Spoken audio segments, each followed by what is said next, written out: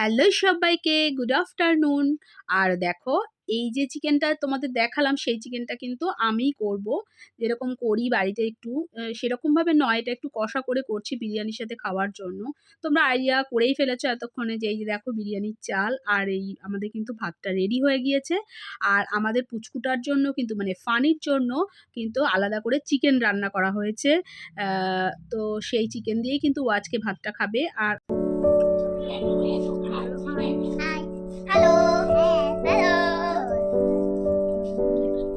বুনু আর আমি একসাথে খাচ্ছি। কে খাইয়ে দিচ্ছে? মানা মাংস দিয়ে। আর আজকে তো বিরিয়ানি হচ্ছে, দেখো ওইখানে।